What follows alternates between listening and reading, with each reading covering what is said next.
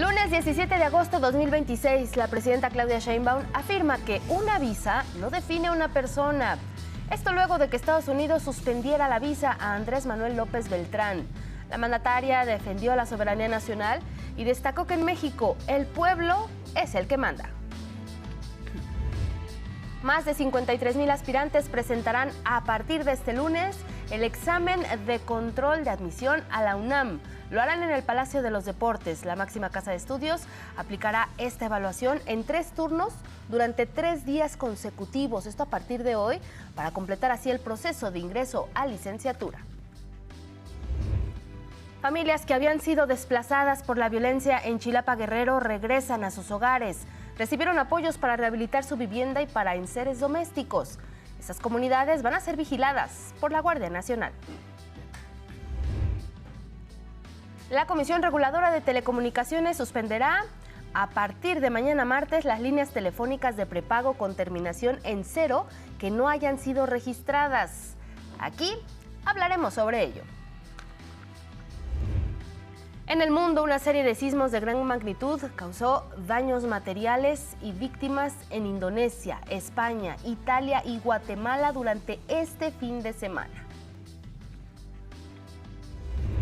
Y en los deportes, la selección mexicana femenil de flag football consigue su clasificación a los Juegos Olímpicos de Los Ángeles 2028 tras conquistar la medalla de bronce en el Mundial de esta especialidad en Alemania.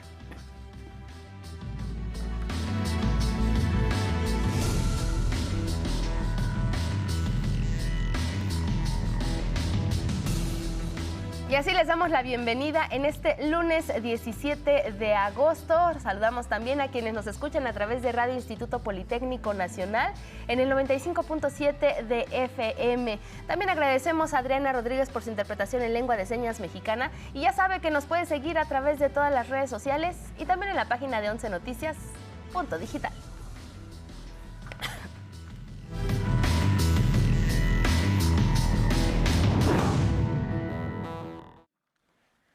Bueno, pues vamos a arrancar con la información. Mire, durante su gira por Tamaulipas, la presidenta Claudia Sheinbaum se refirió al retiro de visa por parte del gobierno de Estados Unidos.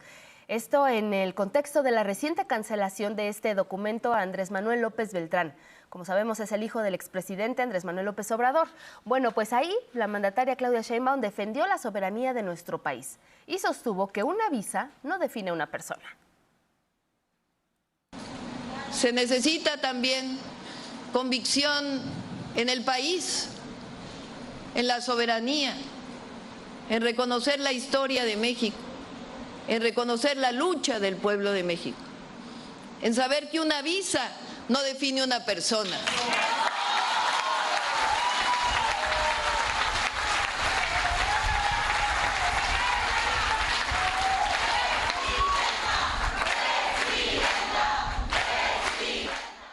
Ahí en Tampico, la presidenta también dijo de manera muy enfática, en México, el pueblo manda. Una visa es para entrar a un país, o sea, es para entrar a otro país. Nada más que en México, la convicción nos dice que el pueblo manda. En México no hay nadie que mande más que el pueblo de México. También la presidenta consideró que el pueblo de México respalda a su gobierno. El pueblo de México hoy está más vivo que nunca, más fuerte que nunca, con esa convicción. Y lo más importante es que gobierno y pueblo somos uno mismo. Bueno, y también en asuntos relacionados, el gobernador de Tamaulipas, Américo Villarreal, reiteró que su visa para ingresar a Estados Unidos continúa vigente, pero también evitó opinar sobre el retiro de este documento, precisamente Andrés Manuel López Beltrán. ¿Usted sí tiene visa, gobernador? Ya la enseñé 20 veces. Oiga, ¿qué opinión tiene sobre este tema de Andrés Manuel Beltrán? No. Mira, ver los grandes avances y todo lo que nos viene a apoyar la presidenta. Creo que ese es el tema que debías de estar cubriendo. Américo Villarreal fue entrevistado a su llegada a un evento en Ciudad Victoria. Ahí acompañó a la presidenta Claudia Sheinbaum durante esta gira de trabajo que tuvo por esa entidad. Bueno, y mire, el Partido Acción Nacional, el PAN, exigió que Andrés Manuel López Beltrán explique públicamente las causas por las que Estados Unidos le ha retirado la visa. También pidió a la Cancillería informar sobre el mismo tema.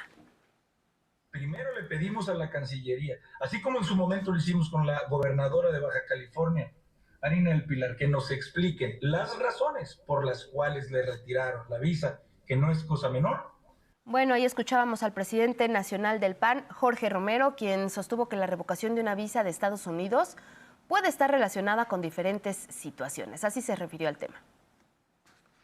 Yo hablaba de 3 líneas de investigación. Primero, el nombre de Andrés Manuel López Beltrán alias el Andy aparece en el expediente que se filtró de la Fiscalía General de la República sobre el huachicol fiscal.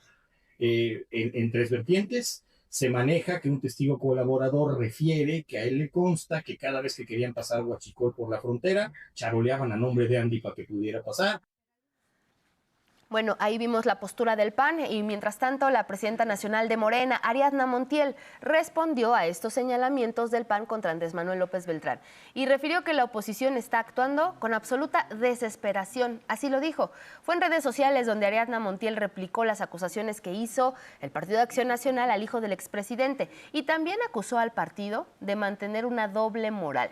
El mensaje de la líder de Morena dice así: son cínicos, hablando de huachicol, y cuando los señalamientos alcanzaron al panista Ernesto Rufo, corrieron a pedir impunidad, a pesar de que existen más pruebas que lo señalan como parte de una gran red de huachicol fiscal. Estas son las palabras textuales que escribió Ariadna Montiel, la presidenta nacional de Morena. Y ante la solicitud de desafuero contra Alejandro Moreno Cárdenas, el presidente nacional del PRI, que fue presentada ya por la Fiscalía General del Estado de Campeche, precisamente Acción Nacional evitó fijar una postura sobre este asunto. El vocero del PAN, Jorge Triana, señaló que este tema deberá ser analizado por la sección instructora de la Cámara de Diputadas y Diputados y que esperarán a conocer el expediente. Eso es algo que se tiene que determinar en la sección instructora, que es el órgano jurisdiccional interno en la Cámara de Diputados. Nuestro representante Germán Martínez va a tener que hacer un análisis sesudo del expediente. Vamos a esperar a ver qué es lo que pasa. Cuando venga el caso, si es que viene, tomaremos una decisión, pero en primera instancia pues no pueda. Imagínate si ponemos por encima lo político de lo técnico. Bueno, vamos a cambiar de tema. Mire, más de 271,000 mexicanas y mexicanos han sido repatriados a nuestro país desde enero del año pasado. Se trata de paisanas y paisanos que al llegar a México son recibidos con el programa México Te Abraza. Y esto para que puedan reiniciar su vida aquí, en territorio nacional. Bueno, pues el gobierno federal informó que 171,000 connacionales han retornado por tierra, en tanto que otros 99,000 lo han hecho por aire. La mayoría son personas originarias de Chiapas, de Guanajuato, de Guerrero, de Veracruz, de Oaxaca, entre otros estados. El Instituto Nacional de Migración destacó que a paisanas y a paisanos se les da alojamiento, alimentación, traslado gratuito a sus comunidades de origen, además de acciones de bienestar e inclusión financiera, lo cual ha representado más de 1,5 millones de servicios. En todo momento se da un trato digno a todas y a todos nuestras hermanas y hermanos migrantes. Ellos saben que hoy llegan a un mejor México del que dejaron, ya que contamos con una presidenta que siempre ha estado pendiente del bienestar de todas y todos los mexicanos. Y me permito decirles con mucha puntualidad, ha sido una exigencia permanente de parte de la presidenta para que a nuestros hermanos mexicanos no se les trate como cifras o como estadística, sino que se les dé un trato humano.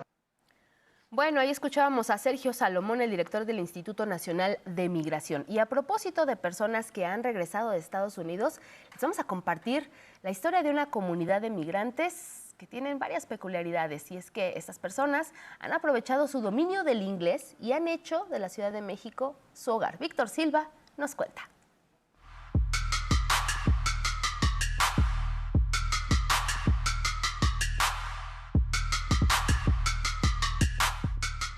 Las palmeras, los edificios y hasta el Spanglish les recuerdan a casa. A miles de kilómetros de California, Estados Unidos, un grupo de deportados renombró una parte de la colonia tabacalera. El nombre, Little LA, o Pequeño Los Ángeles. Cobijados por el emblemático monumento a la revolución, mexicanos que regresaron por decisión propia o tras ser deportados de Estados Unidos, buscan hacer comunidad y reconstruir su vida.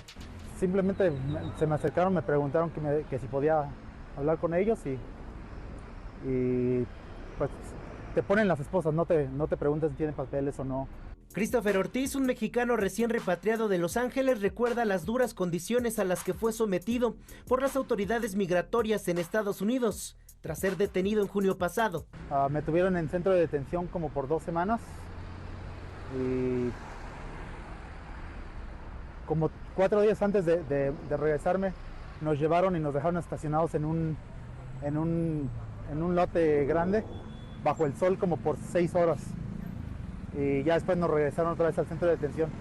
En esta zona de la capital mexicana hay varios call centers que se han convertido en un punto de encuentro y una fuente de empleo para esta comunidad, debido a su dominio del inglés. La organización New Comienzos, integrada también por connacionales deportados, se ha establecido en la zona para acompañarles en su proceso. Ayudándote a buscar un empleo. Parte fundamental de reiniciar es tener también un ingreso, entonces apoyamos también en esa parte. Hacemos también conexiones con algunos centros para apoyo psicológico.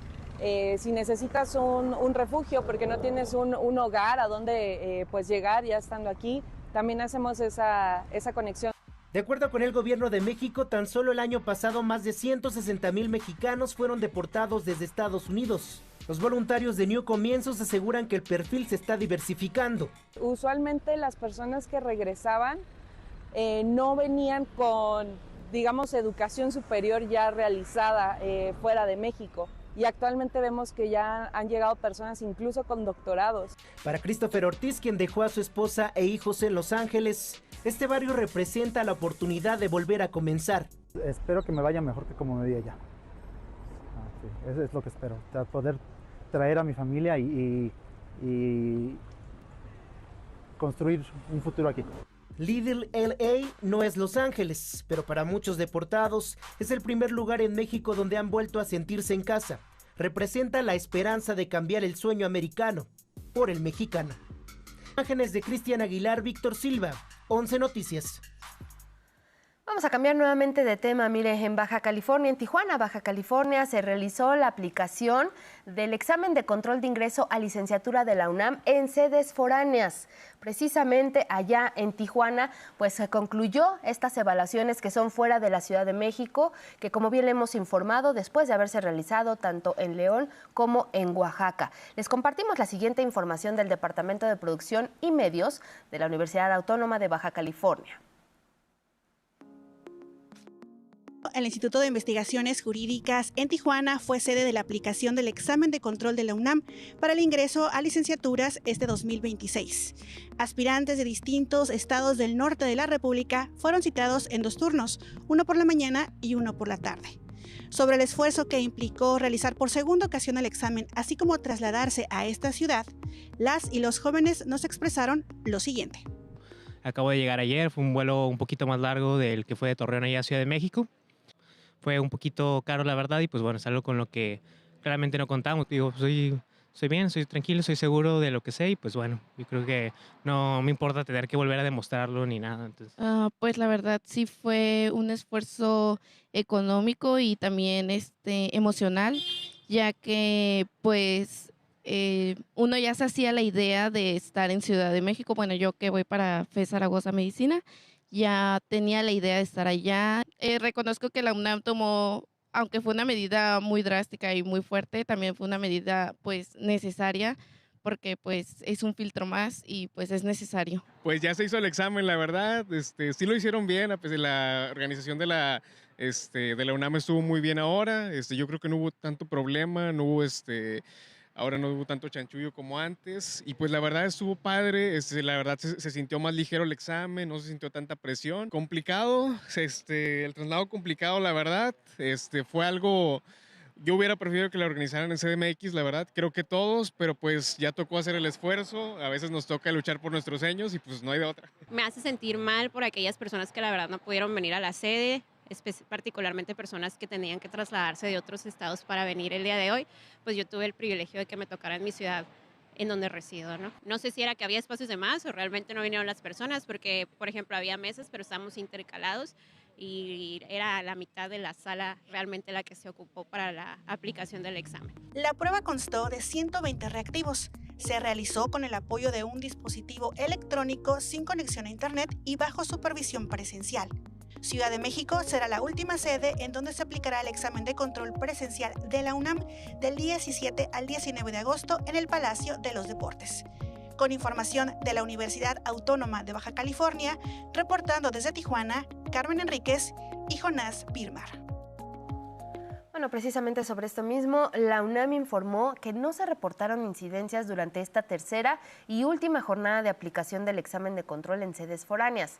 En total, 364 personas aspirantes tramitaron su cita para realizar este examen allí en Tijuana, en esta ciudad fronteriza. Provenían tanto de Baja California como de Baja California Sur, Sonora, Chihuahua, Sinaloa, Coahuila, Nuevo León y Tamaulipas.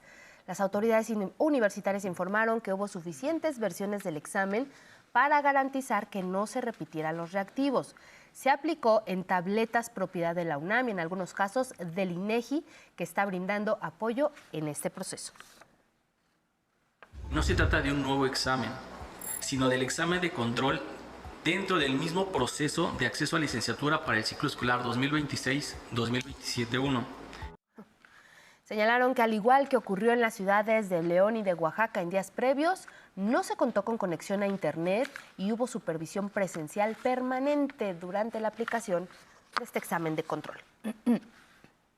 Bueno, pues ya le comentábamos precisamente este lunes, mañana martes y el miércoles toca el turno a la Ciudad de México como parte pues, de la cuarta y última ronda del examen de control para el ingreso a licenciatura por parte de la UNAM. Desde este domingo ya algunos aspirantes acudieron al Palacio de los Deportes para poder calcular tiempos de traslado y conocer la zona. Y es que escuche usted, están convocados y convocadas 53.568 aspirantes, que son el más del 90% de los casi 59,000 convocados. Van a ser 3 turnos, los 3 días. De 9 de la mañana a 12 del día es el primer turno. De 1 de la tarde a 4 de la tarde es el segundo turno. Y de 5 de la tarde a 8 de la noche es el tercer turno.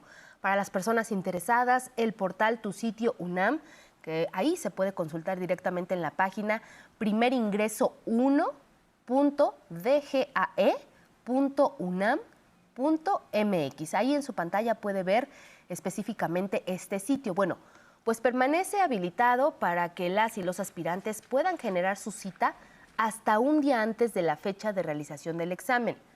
Los resultados se van a dar a conocer a finales de agosto y será a través de los medios oficiales de la UNAM. Y más temas precisamente de la máxima casa de estudios, la Facultad de Ciencias Políticas y Sociales informó que sus instalaciones van a permanecer cerradas. Esto debido a las negociaciones que se están realizando con la representación sindical de trabajadoras y trabajadores administrativos de base. Esta es la razón por la cual las clases no van a iniciar este lunes 17 de agosto. La Facultad de Ciencias Políticas señaló que una vez resuelta esta situación, se van a realizar los ajustes necesarios al calendario escolar y también al mismo tiempo pidieron a la comunidad universitaria mantenerse atenta a los comunicados oficiales. Hay que recordar que desde el pasado 7 de agosto, personal administrativo tomó las instalaciones de esta facultad acusando el incumplimiento de pago de salarios acumulados y también de jornadas extraordinarias. Acusan asimismo la negativa de la universidad para cubrir plazas vacantes y el incumplimiento de prestaciones laborales. Bueno, ahora vámonos con otros temas totalmente diferentes. Les vamos a compartir el pronóstico del tiempo para las próximas horas. El monzón mexicano e inestabilidad atmosférica ocasionarán lluvias muy fuertes en Chihuahua y Durango y lluvias fuertes en Sonora, Sinaloa y Nayarit. Además, la onda tropical número 28 originará lluvias puntuales intensas en Michoacán, lluvias muy fuertes en Jalisco, Colima, Guerrero, Oaxaca, Puebla y Veracruz. También continuarán las lluvias fuertes en el Estado de México, Tlaxcala, Morelos y Tabasco, e intervalos de chubascos en Querétaro, Hidalgo, Ciudad de México, Chiapas, Campeche, Yucatán y Quintana Roo.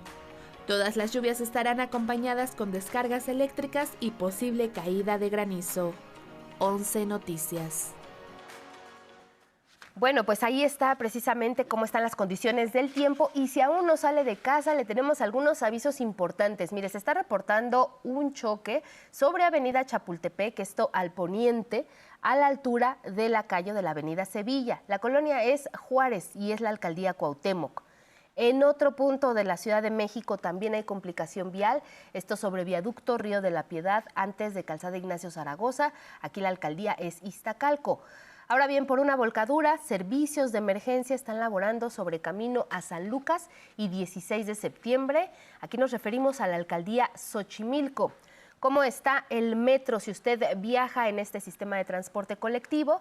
Pues la línea 1, 2, bueno, más bien las líneas 1, 2, 7, 8, 9 y 12 y también la línea A están registrando en este momento afluencia baja y circulación constante de los trenes desde las terminales. Ahí lo tiene, algunos avisos importantes, por supuesto. Ahí, si hay algo más, nosotros se lo estaremos haciendo saber.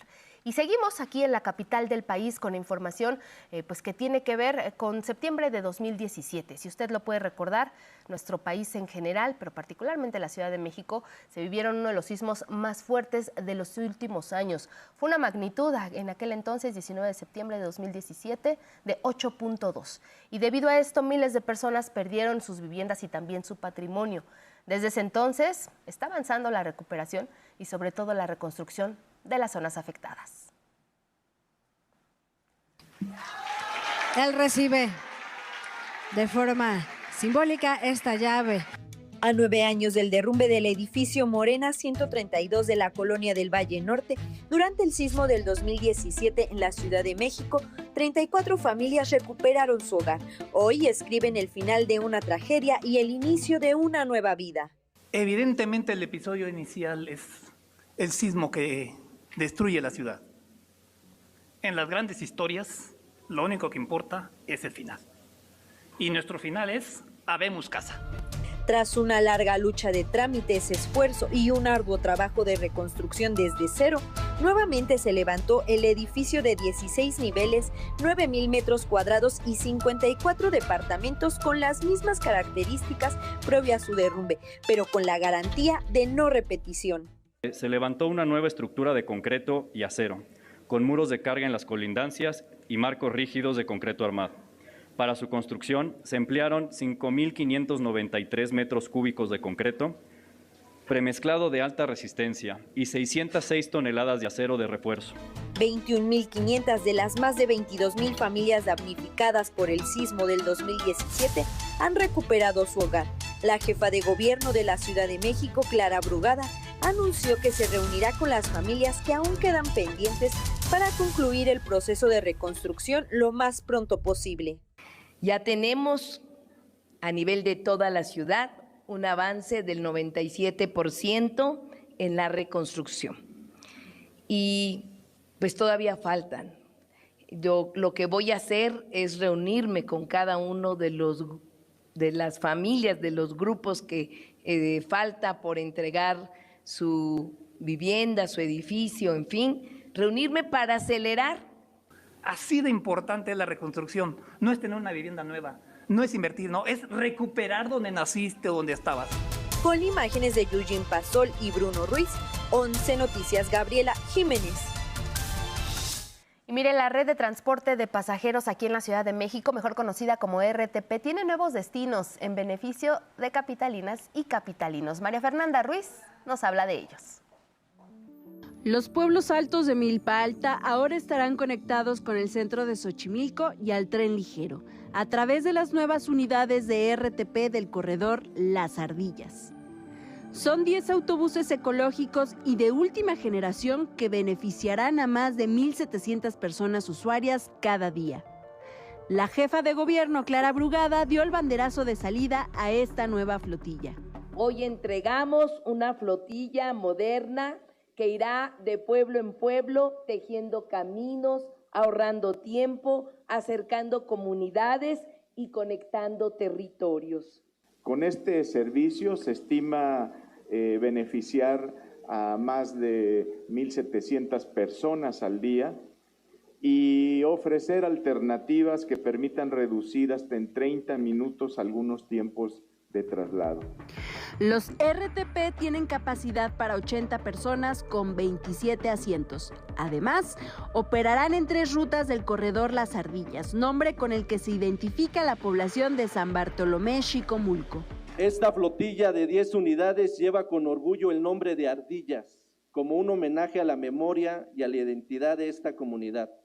Este nombre refleja la relación que nuestro pueblo tiene con su territorio.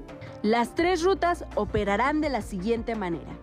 La ruta 147A conectará San Bartolomé Xicomulco con Xochimilco, con una tarifa de 4 pesos. La 147B irá de San Bartolomé Pueblos a Xochimilco, también por 4 pesos. Y la 147C conectará San Bartolomé Pueblos con Xochimilco Las Palmas, por 2 pesos. De lunes a viernes, el servicio operará de las 4:30 de la mañana a la medianoche. Los fines de semana funcionará de 7 de la mañana a 9:30 de la noche. Y el pago del RTP podrá realizarse con la tarjeta de movilidad integrada. 11 Noticias, María Fernanda Ruiz. Bueno, y precisamente durante este banderazo de salida de esta nueva ruta de RTP Las Ardillas, la jefa de gobierno de la Ciudad de México, Clara Brugada, aseguró que su administración va a respetar la decisión de los pueblos de Milpalta sobre la construcción del cablebús. También destacó los beneficios que tendría este nuevo medio de transporte. Y aquí en Milpalta se tiene que consultar siempre a los pueblos, se tiene que pedir la autorización de las autoridades tradicionales y nosotros no vamos a saltarnos a los pueblos, nosotros vamos a respetar las decisiones, pero es de suma importancia saber que se va a ahorrar muchísimo tiempo en este transporte del cablebús. Bueno, Clara Brugada también recordó que actualmente se están construyendo 3 rutas de cablebús. La primera que va desde la parte alta de Tlalpan hasta el Metro Universidad. La segunda ruta va desde Álvaro Obregón a Mixcoac, que por cierto va a ser la línea más larga del mundo del cablebús. Finalmente, la que va de Tláhuac a Milpalta. Bueno, pues la jefa de gobierno precisamente que señaló que faltan 2 alcaldías.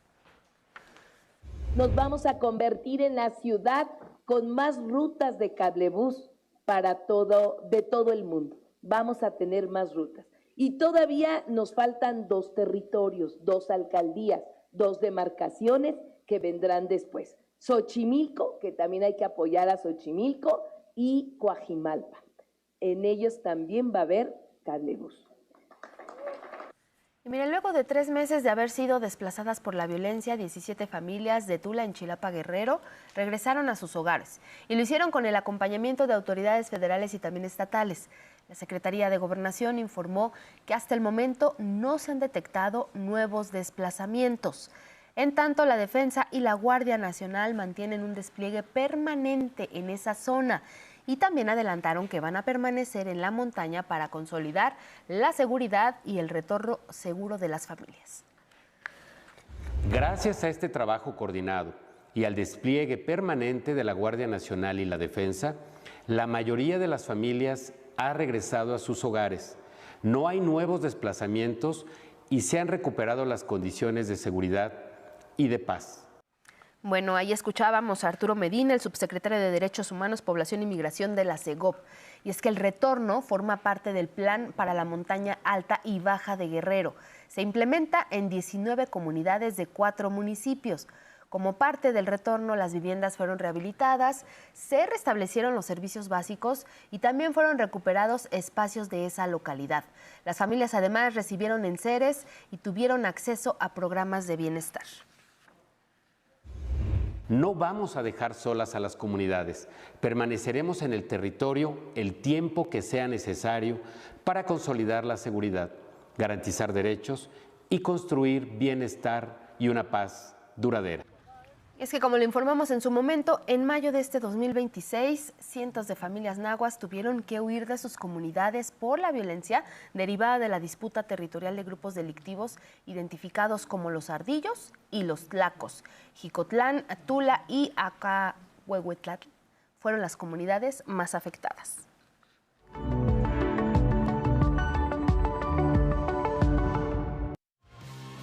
Vamos a cambiar completamente de tema. Ya llegó y está aquí Betty Pereira con la información deportiva. ¿Cómo estás, Betty? Bienvenida, buenos días. Hola, Angie, excelente día. Estoy muy bien, muchas gracias. Esperamos que también todos en casa. Durante el Campeonato Mundial de Flag Football que se disputó en Alemania, la selección femenil puso en alto el nombre de México. Vamos a ver lo que lograron en este certamen.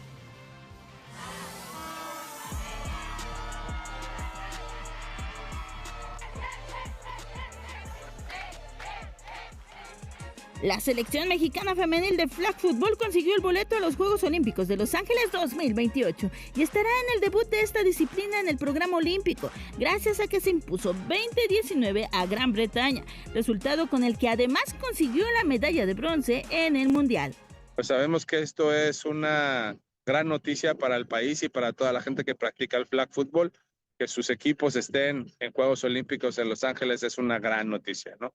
Y sepan que lo vamos a hacer con gran responsabilidad. Buscaremos esa medalla olímpica sabiendo que cada vez será más difícil. El camino no fue fácil, llegaron como favoritas y líderes del ranking, y aunque la fase de grupos pasaron invictas, en los cuartos de final vencieron apuradamente a España y luego cayeron ante Canadá en semifinales, quedándose fuera de la pelea por el oro. Pero como Estados Unidos ya está clasificado por ser anfitrión, el segundo boleto fue para el tercer lugar. Definitivamente el anuncio de Juegos Olímpicos hizo que este juego, que ya era espectacular, hoy sea, pero mucho mejor, espectáculo y show para el público, pero también desgarrador para los atletas, ¿no? Vimos marcadores muy cerrados, vimos que todos están ya muy cerca de un nivel competitivo alto. Como otras selecciones han mejorado su nivel, las mexicanas tratarán de iniciar en diciembre próximo su preparación. Vamos a tener, por supuesto, la búsqueda de talento para fortalecerla en todo el camino bajo los esquemas que ya considerábamos como los eventos nacionales, pero también vamos a buscar tener una preparación mucho más específica para Los Ángeles 2028. Por otro lado, la selección mexicana varonil no pudo conseguir el pase olímpico al terminar en el cuarto lugar tras caer 34-26 ante Canadá en el duelo por el bronce.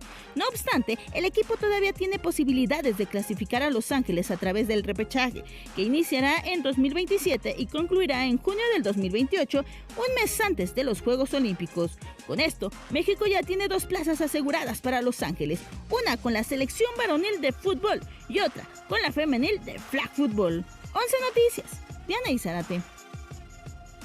Miles de mexicanas y mexicanos practicaron box simultáneamente en todos los estados de la República. Esto como parte de la clase Puños de Transformación. Veamos cómo se vivió.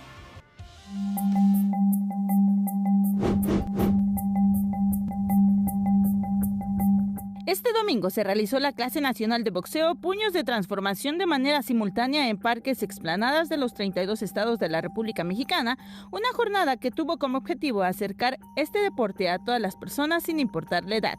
Con las manos vendadas y los guantes puestos, los participantes siguieron la clase para practicar diferentes combinaciones de boxeo, desde jabs, uppercuts hasta ganchos al hígado, como Diana Miranda, quien retomó el boxeo después de haberlo practicado desde niña y hoy, a sus más de 60 años, asegura que los beneficios van más allá de lo físico. Para nosotros ya del 60 y tantos años, pues nos da un relajamiento, pero a la vez también nos sentimos casi como a los, no a los 20, como a los 40 años.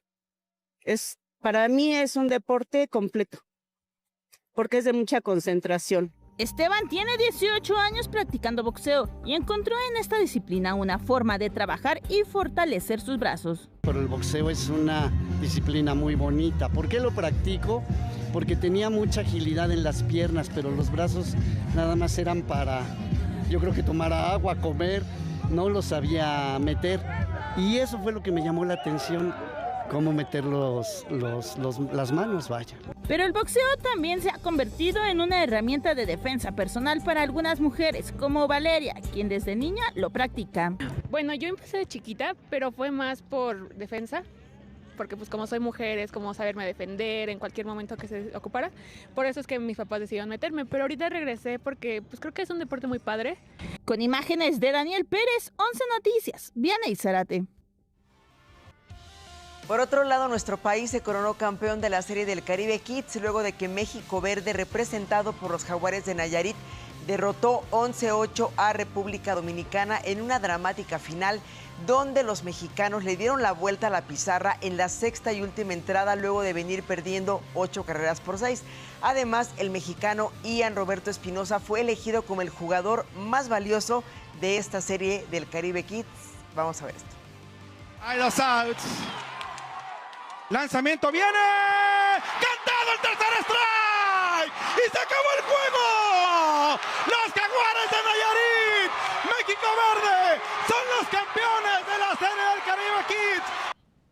Felicidades a esos chiquillos.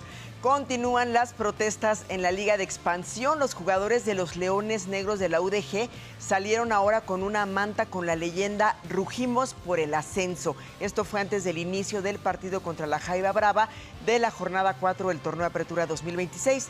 En el calentamiento previo al juego también salieron al campo con playeras negras que decían: "El fútbol es de todos, sí al ascenso".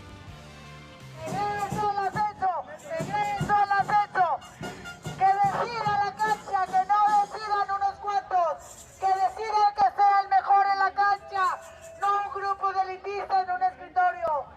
Isaac del Toro finalizó en el lugar 43 de la carrera clásica de Hamburgo, a 6 minutos del ganador, el estadounidense Paul Magnier.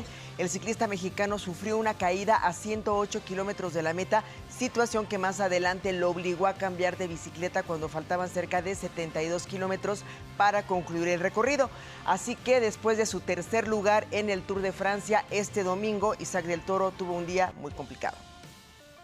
No sé a quién ha sido el error, pero bueno, no parece estar muy contento del Toro tampoco, ¿eh? Bayern Múnich aún no ha informado sobre el estado de salud de Jamal Musiala, quien se desplomó en el campo el sábado durante un partido contra el equipo Leipzig. Musiala tiene 23 años y cayó al césped poco antes del final del encuentro. El jugador alemán pudo abandonar el campo sin ayuda y bajar por su propia cuenta las escaleras hacia el túnel de los vestuarios, aunque todavía se le veía un poco aturdido. Las altas temperaturas pudieron haber sido la causa, pues en ese momento había más de 30 grados centígrados en Múnich. Son los deportes, Angie. Pues esperando que esté bien este jugador. Oye, Betty, un fin de semana de contrastes con los resultados, ¿no? Sí. Por un lado, ya nos contabas al inicio, pues la selección femenil de flag football consigue su boleto olímpico, algo muy importante, pero lo hace en el tercer lugar, ¿no? Cuando se esperaba que incluso pudiera llegar a la final. Y por el otro lado, pues también la selección varonil no consigue ese pase a los olímpicos, pero va a tener otra oportunidad. Correcto. Fíjate que generalmente los deportes de conjunto se le complican a México históricamente. Sí, sin embargo, estas selecciones hasta antes de este torneo habían tenido un paso muy, muy bueno. Sí. Yo creo que es una llamada de atención a tiempo para entender que hay que hacer muchos ajustes, que hay que trabajar, porque pues si antes creíamos que México era de los muy poquitos países que practicaban este deporte y que tenían muy bien controlado el flag football, se está viendo que otros países ya se están interesando, que se están entrenando muy bien, que se están preparando mucho, y esos marcadores cerrados que tuvieron las mujeres nos da cuenta de eso. Sí. Hay que hacer ajustes y hay que hacerlos pronto, y los hombres, yo creo que, híjole, sí quedaron mucho a deber. Ahí los ajustes van a ser más importantes. Tienen la oportunidad todavía de clasificar, pero cuando ya se estaba hablando de que casi eran 2 medallas seguras olímpicas, que también me pareció prematuro, ¿no? Que se haya dicho eso por parte de Rommel Pacheco. Ahorita sí es banderas rojas, y hay que ajustar pronto y para que México pues califique en los hombres y que pues sí puedan traer medallas en este deporte.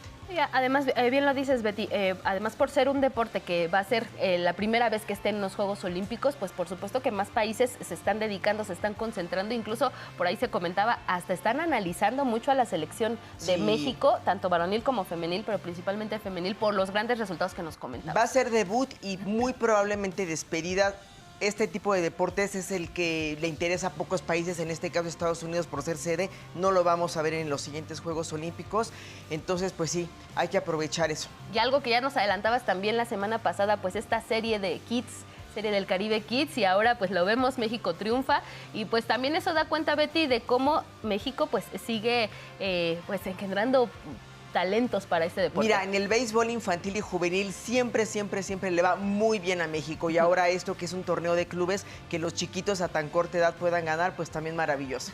Muchas gracias, Betty, te vemos excelente pronto. día, nos vemos mañana. Y bueno, vámonos con otros temas, porque mire, a veces estos compañeros de vida de cuatro patas, para quienes también buscan un nuevo integrante de su familia, hay organizaciones como Ágatan, que realizan ferias de adopción de animalitos rescatados. Les vamos a compartir cómo se vivió precisamente pues una de estas jornadas. Fue en el Monumento a la Revolución. María Fernanda Ruiz estuvo ahí y nos informa. Más de 20 peludos llegaron al Monumento a la Revolución en búsqueda de una segunda oportunidad con el quinto adoptatón, para dejar atrás el abandono y encontrar a una familia. Tenemos gatos y perros que vienen de todas las partes de la Ciudad de México. O sea, tengo perros, todavía me quedan 2 del operativo peregrino del año pasado, me quedan 3.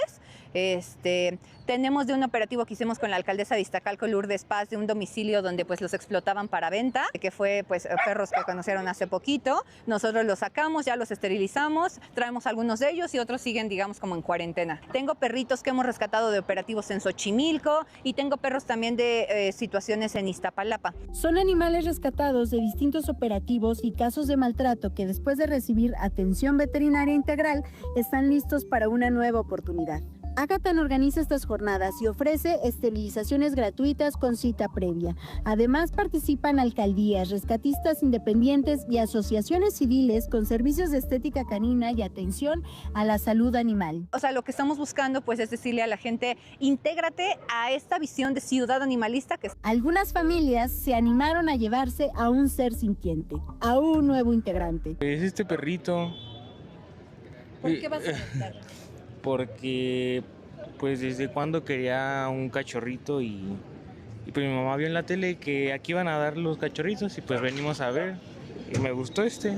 Creo que lo mejor que podemos hacer es adoptar y darles ese amor que necesitan.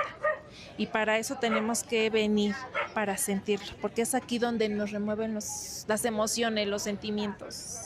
Y los veo y quisiera llevarme a todos, pero no, es imposible. Uno de tantos casos de resiliencia es Peluche. Él vivía en condiciones deplorables junto con cerca de 40 perros en un domicilio de Iztacalco. Tras diversas denuncias, la manada fue rescatada. Los que están en peores condiciones los llevamos a nuestro hospital veterinario en Iztapalapa, y a los que están en mejores condiciones solamente necesitan un poquito de rehabilitación y contacto con las personas, los trajimos aquí a la agencia. A todos se les dio su atención integral, es decir, esterilización, vacunación antirrábica, desparasitación. Como a muchos seres rescatados, a Peluche le cambiaron su look en el adoptatón y está listo para pasar del abandono a tener una familia por la que tanto espera. Para adoptar a lobitos y michis es necesario revisar las redes sociales de Ágatan y sobre todo asumir el compromiso de cuidarlos. Imágenes de Eduardo Casanova, Bolsa Noticias, María Fernanda Ruiz.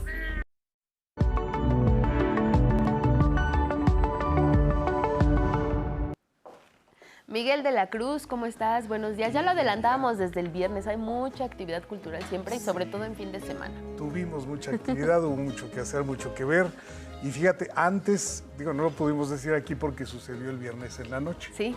Pero Jairo Calixto, un periodista, humorista, que es colaborador de Canal 11. Sí, claro. Un programa y en otros medios presentó su libro más reciente. Y tiene, como una saga. Sí. Que él la dedica a los derechairos. Ah, sí, claro. Bueno, pues los detalles sobre esta presentación, que fue todo un festejo, aquí en la siguiente historia. En reunión de amigos, tantas risas como palabras pronunciadas. El motivo, la presentación de un libro que alude a otro, y esto tiene historia. En 1982, el escritor Carlos Monsiváis publicó Nuevo Catecismo para Indios Remisos, relatos irónicos que critican formas de evangelización en México. Más de 40 años después, el periodista Jairo Calixto alude a ese título con su libro más reciente, Nuevo catecismo para derechairos remisos. En principio es un guiño para Monsiváis de su viejo libro, el más raro de todos, el que nadie entiende, nadie, ni yo, ni él tampoco, pero se me hizo muy divertido recuperar ese juego de palabras y incorporarlo al libro. Desde hace 4 décadas, Jairo Calixto suma colaboraciones en periódicos, redes y televisión, y este es su tercer libro que refiere a quien confía en un mundo ilusorio basado en la política de derecha. Haz patria con derechairo, el derechairo que vendió su Ferrari, y que es el nuevo catecismo para derechairos remisos. Textos a manera de crónica o ensayos breves que refieren a distintos momentos de hechos contemporáneos reales. O sea, verdaderas declaraciones, números, datos precisos, ¿no? Entonces ahí no hay invención. Entonces, por eso es medio ridículo que anden gritando ¡censura, censura! Perdón. Pero si ustedes, ¿no? Durante la presentación en la librería Rosario Castellanos del Fondo de Cultura Económica, Fernanda Tapia destacó el humorismo del libro, muy distinto al de otras épocas. Y entonces, ¿qué pasa? Que es maravilloso que la venganza la cobremos con risa. Es la única venganza que tuvimos muchos años. La caricatura política, el reírnos. También comentaron este libro Jesús Escobar y el monero Rapé. Es un homenaje al buen periodismo, al periodismo lúdico, chistoso, pero muy informativo. Finalmente el autor confesó lo que nadie esperaba. En realidad, mi sueño dorado es ser de derecha. Te los digo ahorita abiertamente, ese es mi sueño dorado. Yo quisiera ponerme al pan. Juego del humorismo que promete fundir risa y lectura. Con imágenes de Christopher Arismendi, 11 Noticias, Miguel de la Cruz. Bueno, pues ahí está esta publicación reciente y un reconocimiento a su trayectoria a una grande del cine mexicano, la actriz María Rojo, quien ha dado vida a múltiples mujeres audaces y profundamente libres. También ha transformado la mirada del cine con otra perspectiva. Aquí le contamos. Muy cerca del edificio Chihuahua en Tlatelolco, donde en 1990 Jorge Fons filmó de forma clandestina Rojo Amanecer, está el Centro Cultural de las Artes Escénicas Teatro María Rojo, que en el Día del Cine Mexicano recibió a la protagonista de la película de Fons, dueña de la admiración del público, María Rojo.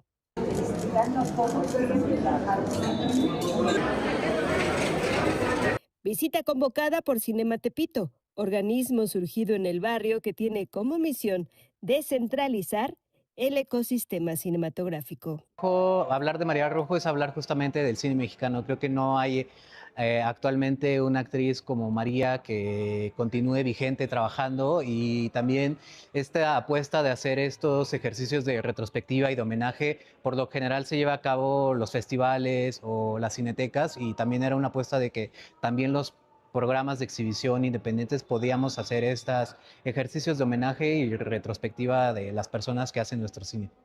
Ahí llegó Isaac, joven de 23 años que sucumbió a los encantos del Rojo desde muy temprana edad. Es gracias a mi abuela. La primera película que vi de ella fue Rojo Amanecer. Y bueno, de ahí vi su carrera, entrevistas, cómo empezó. Bueno, su carrera empezó con Teatro Fantástico, con Cachirulo. Dice ella que la frase que dijo en Teatro Fantástico fue: desde que el lobo trágalo todo, duque de los dientes largos, se ha instalado en el castillo del bosque, no lo dejan jugar a gusto aún. La retrospectiva arrancó con el cortometraje Idilio y después María de mi corazón de Jaime Humberto Hermosillo. Al finalizar, María Rojo subió al escenario para recibir el primer premio de Cinema Tepito. No olvido que ustedes le pusieron este teatro María Rojo y no olvido el estreno de esta película, no olvido lo que me dio Jaime Humberto, lo que me dio Mariano Varo, lo que me dio Felipe Casals, lo que me dio Jorge Fons, los miris directores de teatro, que aquí está uno, como yo, el chofer y la señora Daisy en teatro. Mariachis y pastel para sorpresa de María y del público. Yo sabía que María cumplía años el Día del Cine Mexicano, pero no sabía que era hoy precisamente. Entonces, venir y estar presente, bueno, es una experiencia pues que en mi vida se me va a quedar grabada. Homenaje coincidente con el Día del Cine Mexicano, el cumpleaños de María Rojo y el entusiasmo de espectadores. 11 Noticias, Saray Campeche. Vámonos al libro del día. Es Un gran pez pidió salir de mi garganta, de Cristina Márquez, editado por Lapicero Rojo. Este libro en voz de su autora. Esta es poesía confesional, que es un género que se escribe más o menos desde principios del siglo XX, con autoras como Silvia Plath y como Anne Sexton. Y básicamente es poesía pues conectada con la vida, con la experiencia, por lo tanto pues muchas mujeres, pero también personas en general se pueden identificar. El título está inspirado en un poema que se llama Soltar, de Gloria Anzaldúa, y tiene que ver con este proceso de abrirnos a nosotras mismas para poder justamente soltar estas cosas que de pronto se nos atoran en la garganta, y se supone que eso en conjunto conforma el pez, que es el librito. Bueno, y luego con el 11 tuvimos sala de lectura en la librería Octavio Paz del Fondo de Cultura Económica de la novela Agua Turbia. Ahí la imagen, esa es la reunión que tuvimos con Marcela García Robles Gil, editada su novela por Hachette.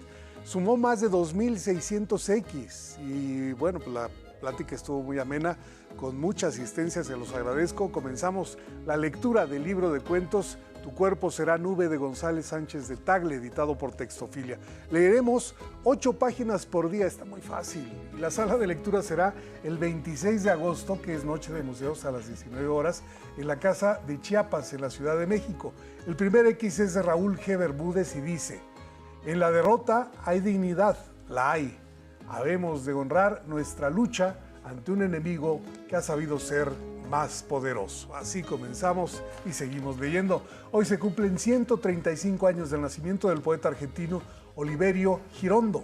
En su honor, el poema del día, Todo era amor, que en alguna parte dice: las cosas estaban hechas de amor, pero tras de todo aquello, tras de las frentes de amor, tras de los ojos de amor, tras de los labios de amor, acechaba una espantosa indiferencia.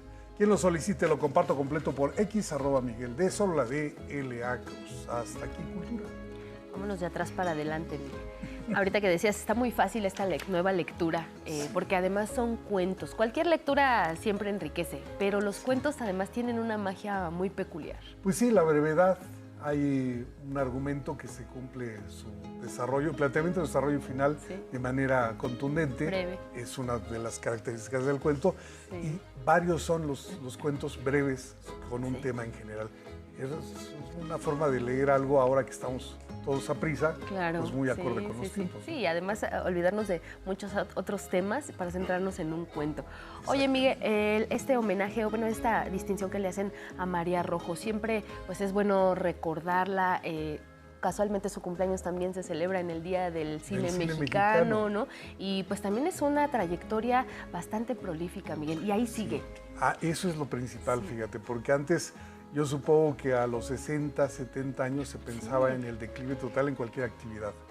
Tiene 80 años, sí, tal vez 81, porque 83, el año pasado se hablaba de su, sí, aniversario 80, sí, entonces han de ser 81 años y está activa. Qué bueno, sí, qué gusto y mucha felicidad por, sí, tenerla. Definitivamente, y que nosotros podamos seguir disfrutando de sus trabajos. Gracias, Miguel. Gracias. Nos vemos mañana. Nos vemos Vamos mañana. A una pausa y volvemos.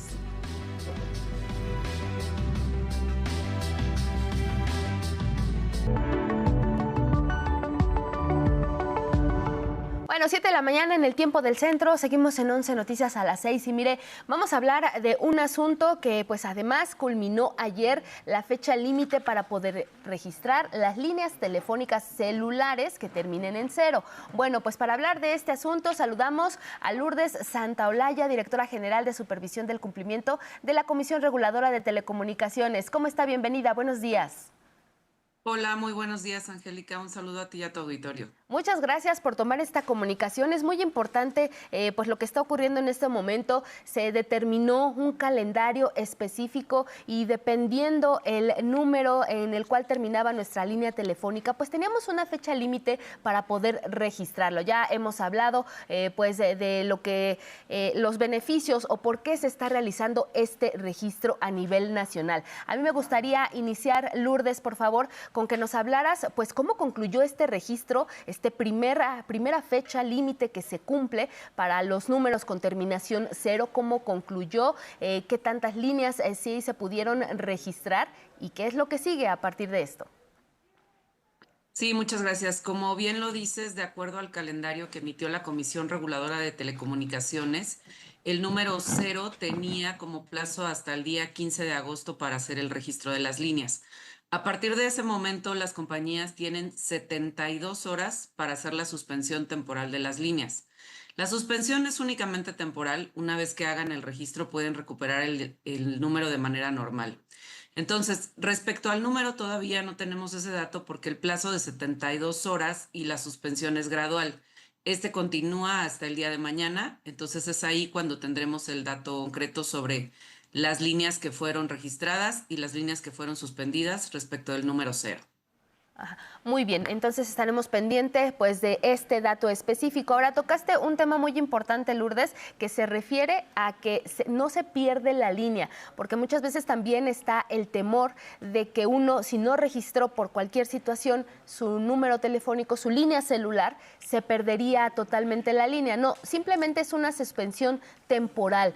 ¿Cómo se puede realizar este registro? Si mi número terminaba en 0, no lo registré y ahora quiero hacerlo, pero pues si en teoría, si ya no tengo línea, ¿cómo puedo realizarlo? Exacto, la suspensión es únicamente temporal, pero mantenemos llamadas de emergencia al 911 y a la propia compañía telefónica para hacer el registro. Además, aunque no tengamos datos, podemos hacer el registro. Entonces, el registro se sigue haciendo de la misma manera, ya sea en el centro de atención a clientes de manera presencial, llevando tu INE y tu CURP, ellos te ayudan a hacer el registro, o de manera virtual, donde igual tienes que subir el INE, el CURP, hacer una prueba de vida que no guarda datos biométricos, haces el registro y contarás con tu servicio de manera normal, prácticamente de manera inmediata. Aunque ya se ha dado un plazo bastante amplio, venimos hablando desde meses atrás y se han recorrido pues estas fechas límite para poder hacer este registro, pues todavía hay muchas dudas respecto al proceso, pero pues también a por qué se está realizando esto, con qué finalidad, Lourdes. Si nos pudieras ayudar pues precisamente a recordarle a toda nuestra audiencia cuál es el motivo de que se estén realizando estos registros de las líneas telefónicas y quién resguarda estos datos. Es una medida de seguridad que ha emitido la Comisión Reguladora de Telecomunicaciones, porque así viene en la ley en materia de telecomunicaciones y radiodifusión. La idea es que todas las líneas telefónicas estén asociadas a un titular y apoyar en el combate a la extorsión y al fraude. La mayoría de las llamadas desde cuales se cometen estos delitos se hacen a través de líneas prepago, las cuales era muy fácil conseguir y empezar a utilizar. Cuando había una investigación, pues no teníamos los datos de las personas que cometían estos delitos. Entonces, la única forma en la que serán entregados los datos por las compañías telefónicas es a través de un mandato judicial. Entonces, es importante decir que son las compañías telefónicas las que resguardan los datos. El gobierno no tiene acceso a ellos y estos están protegidos conforme a la Ley Federal de Protección de Datos Personales. Únicamente en el caso de una investigación es que se tendrían que entregar los datos de esa línea telefónica en particular, pero los datos están seguros. Ahora bien, Lourdes, esto es muy importante porque acabas de mencionar lo que ocurría anteriormente es que había muchas líneas de prepago desde las cuales pues se cometían diversos delitos, pero principalmente lo relativo a extorsión y fraude, que es lo que se busca combatir. Si las personas tienen un plan tarifario, un plan de renta, esto no necesitarían hacer este registro, solo son para las líneas de prepago. Y también una pregunta que nos llega mucho a las redes sociales también, que tiene que ver con cómo saber si yo ya estoy registrada o no estoy registrada. El proceso de registro de las líneas postpago se hace desde hace más de 10 años. Cuando tú haces la contratación de tu línea, te piden estos datos para hacer esta contratación. Entonces, todas las líneas postpago ya se encuentran registradas desde que se hizo la contratación. Si necesitamos saber cuántas líneas están a nuestro nombre, hay que entrar al portal de la compañía telefónica. Entramos a la plataforma de consulta, ponemos nuestro CURP y ahí aparecen las líneas telefónicas que están registradas a nuestro nombre. También podemos entrar a la página de la comisión, que es registratulinea.crt.gov.mx, donde encontramos los enlaces a las compañías, videos, tutoriales y respuestas a todas nuestras dudas. Ahora, también nos mencionabas, Lourdes, que los datos no los está resguardando directamente el gobierno de México, sino los están resguardando las compañías telefónicas. Y bueno, pues esto viene también amparado por la Ley Federal de Protección de Datos Personales. Ellos están obligados, pues sí, a una serie de obligaciones marcados en la ley. Pero ¿quién se encarga de supervisarlos a ellos que hagan lo que es correcto conforme a estos datos que están recabando de personas usuarias?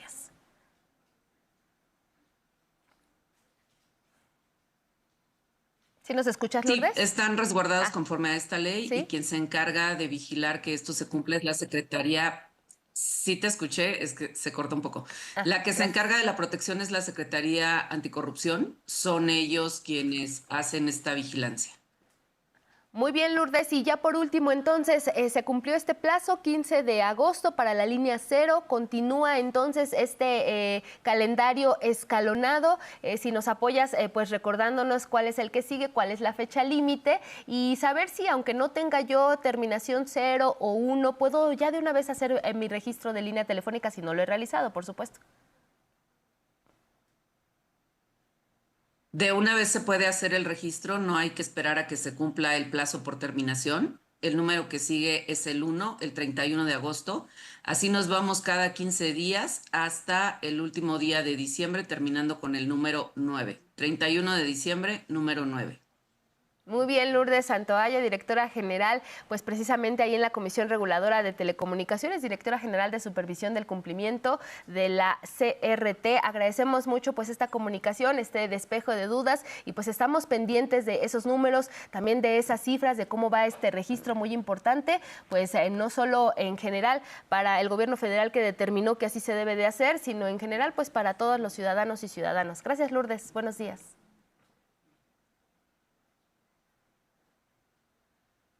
Bueno, pues ahí está la información. Por supuesto que le seguimos dando seguimiento de cómo avanza este registro y pues lo que se genere, que emanen precisamente a partir de las autoridades correspondientes, nosotros se lo estaremos informando. Vamos a cambiar completamente de tema. Mire, cada 17 de agosto se conmemora el Día Mundial del Peatón.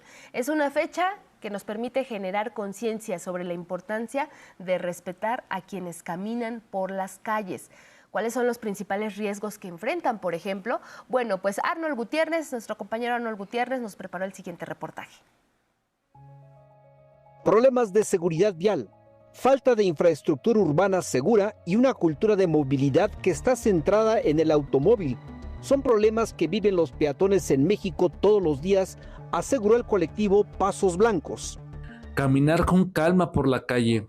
Importantísimo, ¿no? Al cruzar una vía, una intersección, no sentirte presionado, ¿sí? Que además esto genera inseguridad porque el cruzar una calle de manera rápida, bajo las características y condiciones en las que se encuentre, pues puede generar un incidente, un tropiezo y este te lleva a otro incidente. Ser peatón también implica responsabilidad.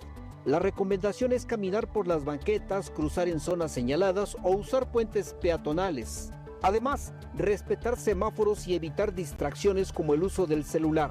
Es importante que estén las señalizaciones pues bien marcadas, porque justo eso es lo que previene los accidentes, ¿no? Y aparte de eso, pues que la gente tenga la cultura de respetarlo, porque justo muchas veces se pasan los carros. Este 17 de agosto se conmemora el Día Mundial del Peatón. Tiene su origen en un accidente vial ocurrido en Londres de 1897. Desde entonces se busca visibilizar la necesidad de contar con espacios urbanos seguros y una cultura vial responsable. Se registró la primera muerte de una persona que lamentablemente fue atropellada.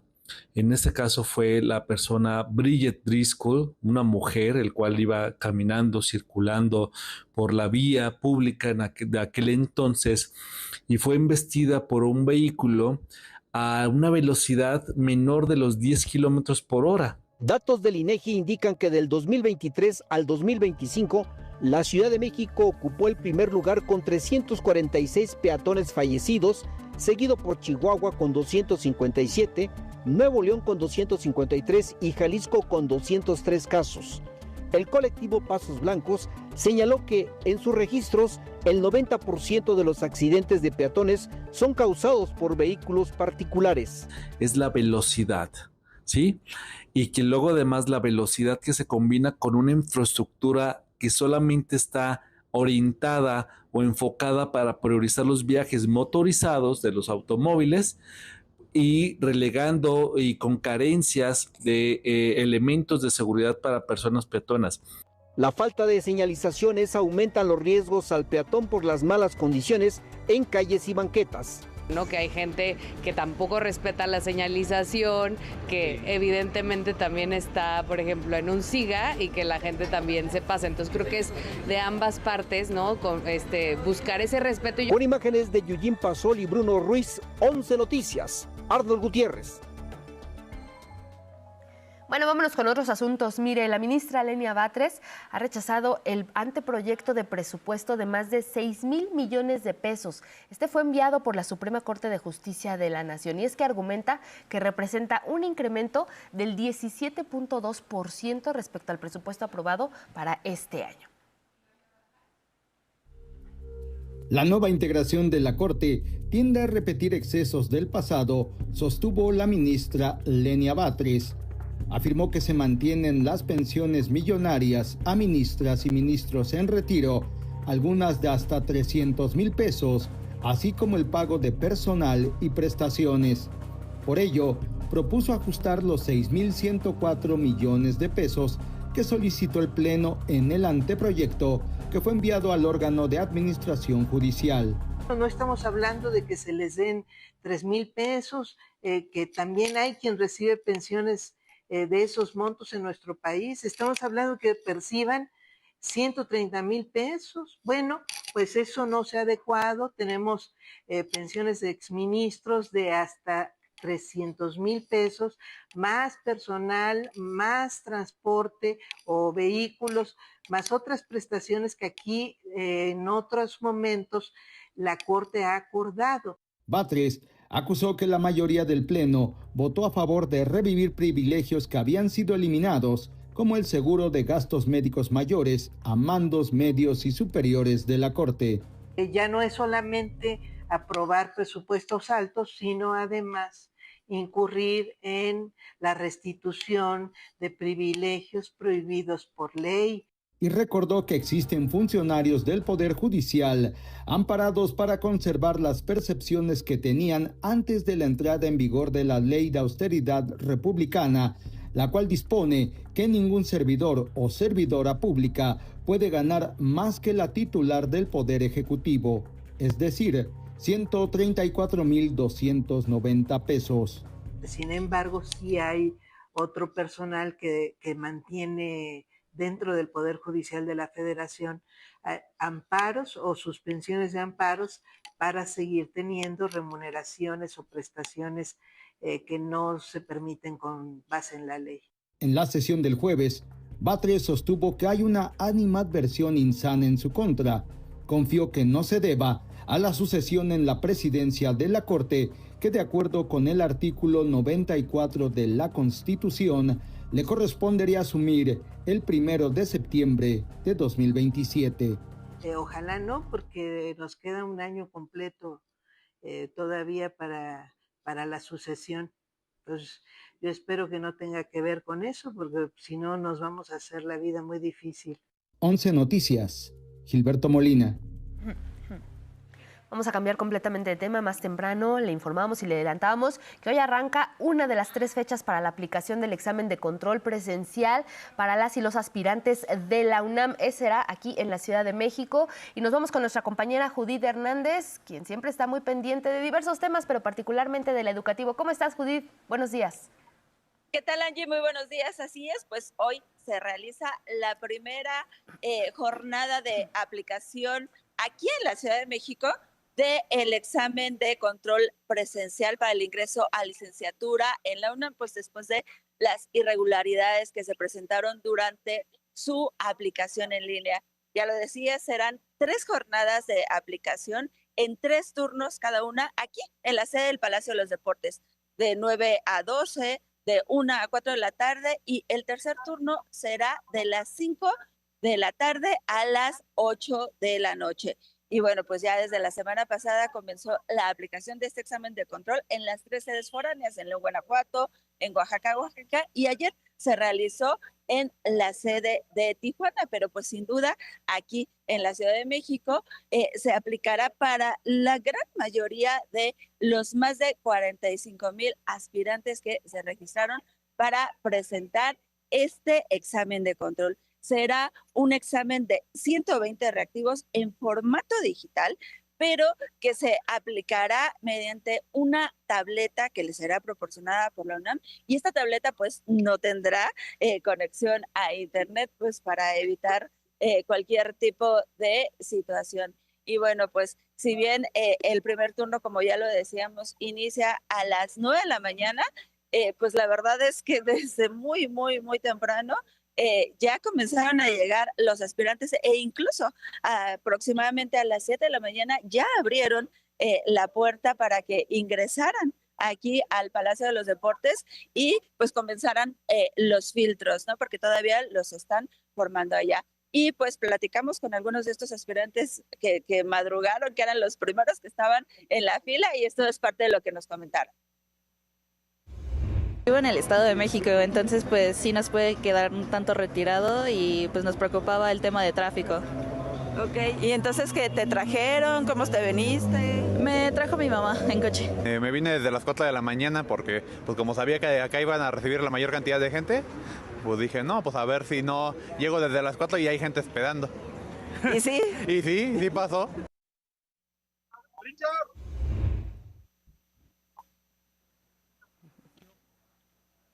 Y bueno, pues también los medios de comunicación tendremos acceso para grabar durante unos cuantos minutos el inicio de este examen de control, y pues ya en los próximos espacios nosotros les tendremos los detalles pues de lo que suceda, pero como pueden ver el movimiento ya es muy intenso aquí en el Palacio de los Deportes. Oye, importante, Judith, esto que nos compartías con estos testimonios, se fueron a formar desde muy temprano, particularmente pues uno de estos testimonios dice desde las 4 de la mañana, porque pues no sabía cómo iba a estar pues el acceso, cuántas personas iban a estar ahí. Es importante resaltar, Judith, ya se tiene una fecha y una hora para cada aspirante. No es que se vayan a quedar sin acceso o sin poder entrar a este examen de control. Van a poder accesar todos ellos. Y también otra pregunta, Judith, ¿en qué puerta están ingresando? Porque sabemos que el Palacio de los Deportes pues es muy amplio. ¿Hay una puerta en específico o es en todas? ¿Cómo está siendo la logística? Ok, sí, efectivamente. O sea, no es que se vayan a quedar sin presentar su examen, pero pues lo que están haciendo es pues tratar de llegar lo antes posible pues para evitar que el tráfico les juegue alguna mala pasada y llegar tarde a su cita. Efectivamente, cada uno ya tiene una cita establecida que indica el día y el horario, ¿no? O sea, entonces todos van a poder presentar su examen si llegan, pues obviamente, si cubren los requisitos, si llegan a tiempo a su cita.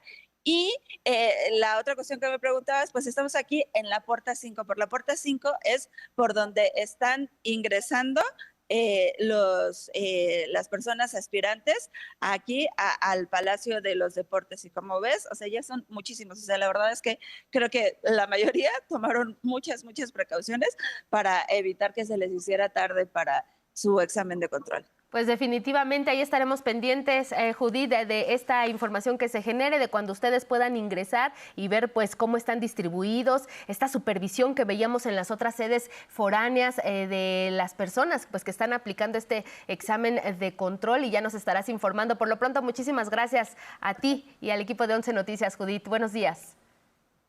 Gracias, Angie. con las imágenes de Genaro González. Aquí seguimos pendientes. Gracias a Judith y a Genaro. Pues así está como está ocurriendo allá en el Palacio de los Deportes. La alcaldía es Iztacalco. Si conoce a alguien que tiene que ir para allá, pues aún está a tiempo de llegar. Es importante que tome las precauciones, ya bien lo decía Judith, para evitar que el tráfico pues pueda retrasar su llegada. Vámonos con otros asuntos. Mire, el avance hacia un sistema universal de salud continúa con la administración de Claudia Sheinbaum. Les platicamos más detalles. Durante años este lugar fue sinónimo de abandono, una estructura inconclusa, equipos almacenados y recursos públicos sin traducirse en servicios médicos. Pero este día la historia cambió. El Elefante Blanco de Ciudad Madero, Tamaulipas, se convirtió en el nuevo Hospital General del IMSS Bienestar. Con él suman 32 nuevos hospitales inaugurados en la administración de la presidenta Sheinbaum, algunos de ellos iniciados en la presidencia de Andrés Manuel López Obrador. Que la salud sea gratuita para todas y todos los mexicanos, que haya medicamentos en los centros de salud, en los hospitales, que haya médicos, enfermeras. Y para allá vamos. Durante años, una estructura, una especie de elefante blanco a la vista de todos teníamos. Hubo daños en la infraestructura, incluso estructurales. Hubo equipos almacenados, incluso echándose a perder. Desde 2015 el proyecto acumuló contratos, inversión y promesas, pero los trabajos se detuvieron. Fue hasta 2023 cuando López Obrador retomó la construcción y comenzó el rescate de la obra. Pensé que sí, no lo iban a terminar, pero pues ya estoy viendo los resultados. Muy beneficiados, la verdad, porque pues somos de bajos recursos también. Para rescatar y concluir el hospital, la inversión superó los 1,000 millones de pesos. El resultado, 179 camas, 20 consultorios, 5 quirófanos y 20 especialidades, además de equipamiento y tecnología médica de alta calidad.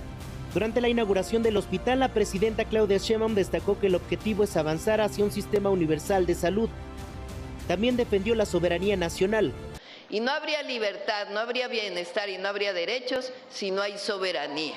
Por eso defendemos de igual manera la soberanía de México, igual que el bienestar del pueblo de México.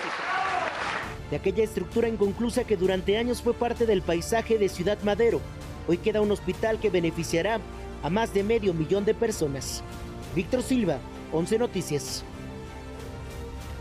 Bueno, eso lo relativo a salud, pero mire, más de 12 millones de personas van a ser beneficiadas con vivienda nueva o con recursos para que puedan hacer mejoras para sus viviendas durante este sexenio. Así lo garantizó la presidenta Claudia Sheinbaum y lo hizo en Reynosa, Tamaulipas. Ahí inició su gira de trabajo de este fin de semana.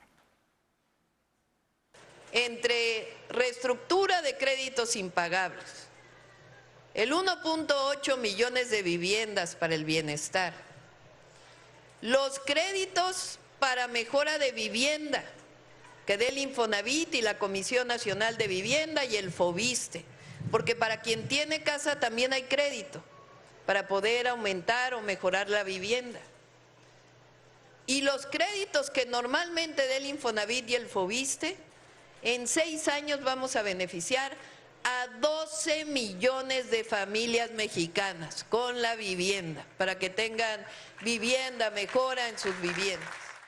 La presidenta aseguró que su gobierno cumplirá la meta de construir 1.8 millones de viviendas. También destacó la estrategia de reestructuración de créditos impagables y hasta la condonación de deudas. En tanto, el director general del Infonavit destacó las finanzas sanas del instituto para construir vivienda accesible para trabajadoras y trabajadores que ganen entre 1 y 2 salarios mínimos. Nosotros recibimos 840,000 millones, pero hoy el Infonavit tiene 1.133.000 millones de pesos en sus arcas.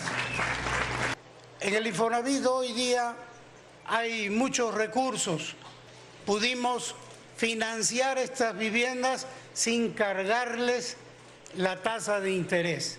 Y con eso logramos este precio. Bueno, ya escuchamos a Octavio Romero López, el director general del Infonavit. Mire, más tarde en Matamoros, la presidenta Claudia Sheinbaum entregó escrituras de viviendas a familias beneficiadas ahí en esa región de Tamaulipas. Tengo un techo digno en el fraccionamiento Las Alamedas. Como residente de la colonia Nueva Jerusalén, en Matamoros, Tamaulipas, no hay palabras para agradecerle este acto de justicia social. Usted no entregó una casa, nos entregó esperanza y tranquilidad para mi familia. Y mire, este fin de semana la Secretaría de la Defensa Nacional completó los 3 envíos de ayuda humanitaria hacia Colombia, instruidos por la presidenta Claudia Sheinbaum, y esto en apoyo a la población afectada por este sismo del pasado 10 de agosto. Bueno, pues fue desde el 12 hasta el 14 de agosto que 6 aviones Hércules de la Fuerza Aérea Mexicana despegaron de la base aérea militar número 1 de Santa Lucía en el Estado de México, con más de 58 toneladas de despensas e insumos médicos, con destino principalmente al departamento de Pereira, en Colombia. La Unidad Nacional para la Gestión del Riesgo de Desastres de Desastres de Colombia agradeció a México y también a la presidenta Claudia Sheinbaum este envío de ayuda humanitaria.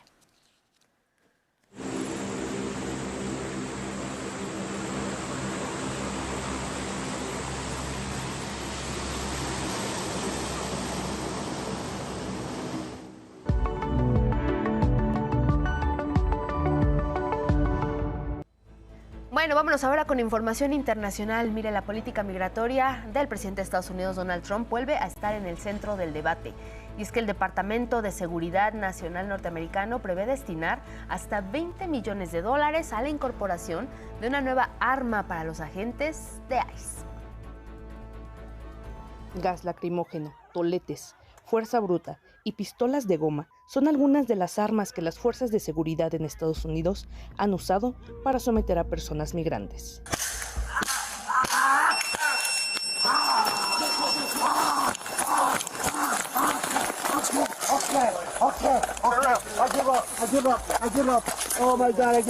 Su uso ha planteado contundentes cuestionamientos sobre los límites y riesgos de la fuerza empleada.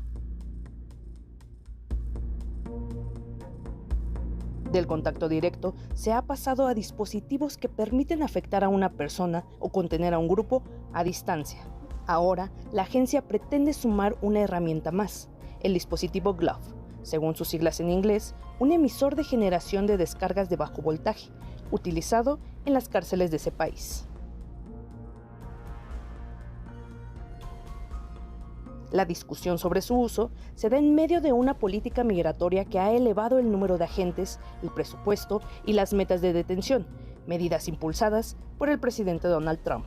En este contexto, 11 Noticias habló con la periodista e internacionalista Zoe Alexandra para analizar qué implica la incorporación de estos guantes.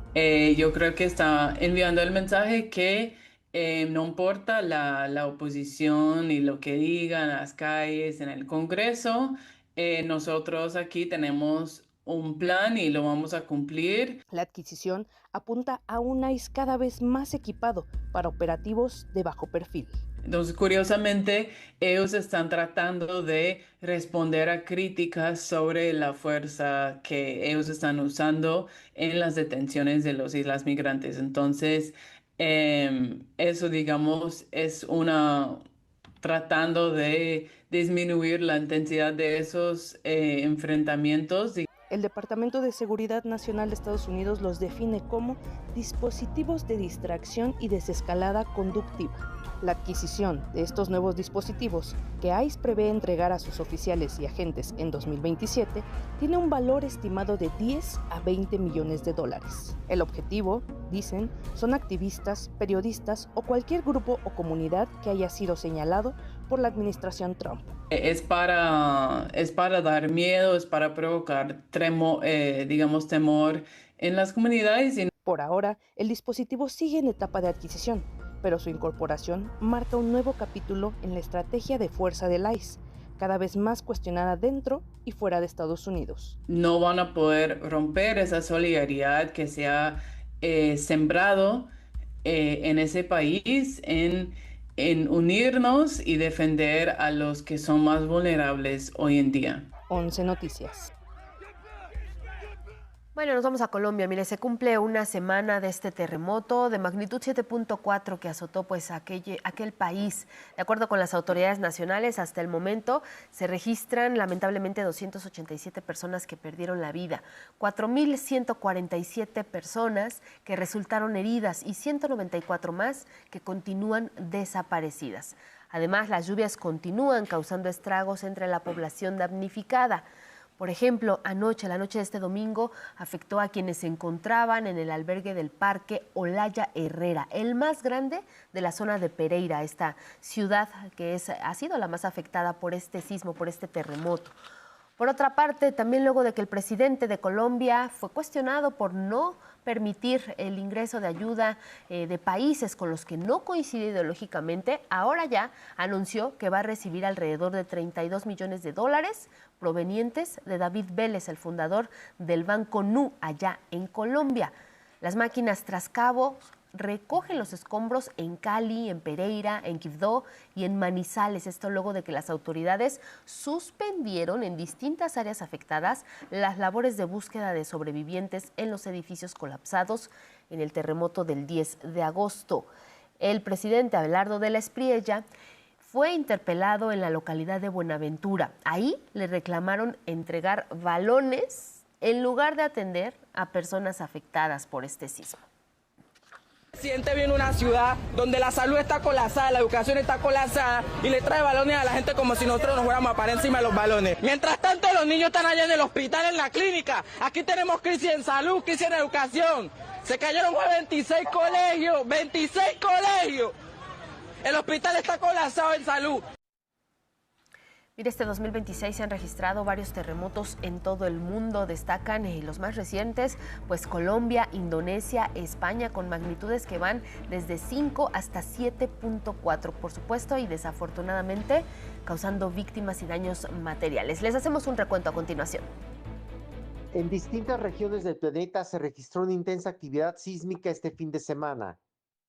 En Indonesia, al menos 50 personas murieron por el terremoto de magnitud 7.7 que sacudió la isla Flores este sábado. El ruido era fuerte, estruendoso. Pensé que alguien me había despertado o algo así. Luego, al despertar, me di cuenta de que era un terremoto. Salimos. El ruido se hizo más intenso. Nunca había sentido un terremoto así. El temblor causó grietas en el pavimento en una carretera. Si è aperta la falla della Pernicana di nuovo. Al menos 2,000 personas resultaron damnificadas. Después, un temblor de magnitud 5 sacudió la ciudad de Granada en el sur de España, sin provocar víctimas, aunque sí daños materiales.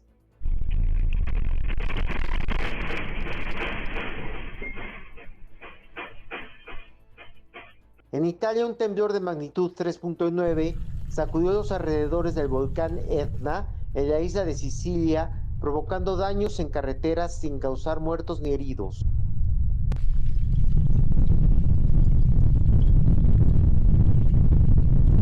El Etna hizo erupción arrojando lava y cenizas, lo que llevó a limitar las operaciones en el aeropuerto de la ciudad de Catania. En Guatemala, 6 sismos de magnitudes entre 4 y 5 sacudieron la costa del Océano Pacífico, con daños materiales leves y sin provocar víctimas. 11 Noticias, Federico Campbell Peña.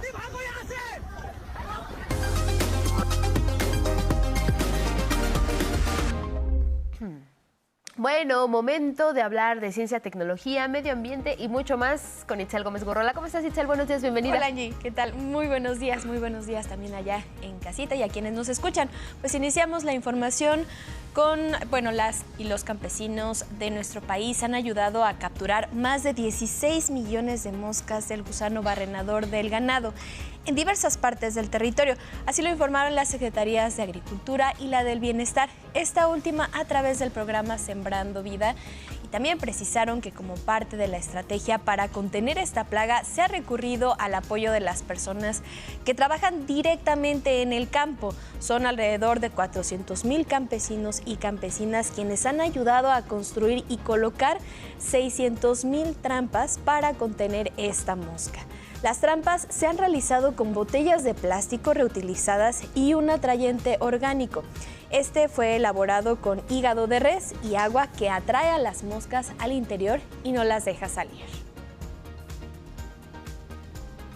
Bueno, durante un operativo en la alcaldía Tlalpan se decomisaron 2,000 metros cúbicos de madera presuntamente obtenidos de manera ilegal. Esto se logró a partir de un operativo conjunto de la Fiscalía General de la República, la Profepa, la Procuraduría Federal de Protección al Medio Ambiente, la Guardia Nacional, la Secretaría de Seguridad Ciudadana de la Ciudad de México, la Fiscalía Local, así como la Secretaría del Medio Ambiente capitalina. Los elementos intervinieron en un predio en el Camino Real a la Jusco y de acuerdo con un comunicado se actuó sin violencia, con respecto a los derechos humanos y conforme a la ley. También se aseguraron piezas de madera y trozos de árboles de especies tropicales de Guerrero y Oaxaca. Y bueno, vamos a retomar el caso del macaco Punch, probablemente usted lo recuerde.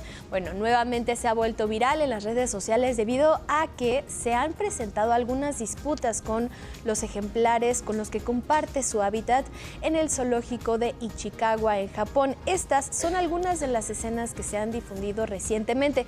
En días pasados se le vio incluso con una oreja sangrando. Esto preocupó a los visitantes del zoológico y a los seguidores de este macaco que están muy pendientes de lo que ocurre con él. Se ha ventilado incluso por parte del propio centro de conservación que Punch tuvo una lesión en un pie. Tanto de la oreja como del pie han sido ya atendidos de manera oportuna y si bien el zoológico ha indicado que podría considerarse el aislamiento de ejemplares en caso de que la situación sea más grave. Hay que recordar que los macacos de manera general suelen tener relaciones jerárquicas muy marcadas, por lo tanto las riñas y también las reconciliaciones suelen ser parte de su cotidianidad. También hay que recordar que la gente sigue muy atenta a este ejemplar y sobre todo porque se ha vuelto viral parte de su comportamiento y lo que ha ocurrido con él. Y eso también pues es positivo porque fomenta a que se le brinde una atención adecuada y también esté en constante observación. Bueno, esta es una noticia que llena de orgullo y que demuestra la calidad de las investigaciones hechas en instituciones públicas de México. Es un trabajo que describe un mecanismo de acción de la defensa de nuestro cuerpo. Vamos a verlo. El trabajo de un equipo de científicas y científicos mexicanos, encabezados por la doctora Paula Licona de la UNAM, rindió frutos con impacto internacional. Su investigación fue publicada en la revista Nature Immunology, una de las más reconocidas y exclusivas en la academia. Estamos en ese 5%, siendo mexicanos, trabajando desde aquí, colaborando. Obviamente esto no hubiera sido posible sin la colaboración con muchos de mis colegas, no solo de la UNAM, de nutrición, de Sinvestav, de la FES. Fueron mínimo 10 años de trabajo. Esto no se generó en 2 días. Describieron qué ocurre con las defensas del organismo cuando se activa o se desactiva una proteína. Básicamente lo que encontramos en el laboratorio fue una molécula que nadie había descrito nunca, que si la quitas, la T reguladora inflama. Se vuelve lo opuesto a lo que frena, se vuelve incendiario en vez de bombero. Nuestro cuerpo tiene un sistema inmunológico, lo que conocemos como defensas. Cuando ingresa un virus, por ejemplo, las defensas lo combaten. ¿Cómo saben que deben actuar? Con unas células llamadas linfocitos T. Imagina que la inflamación es un incendio.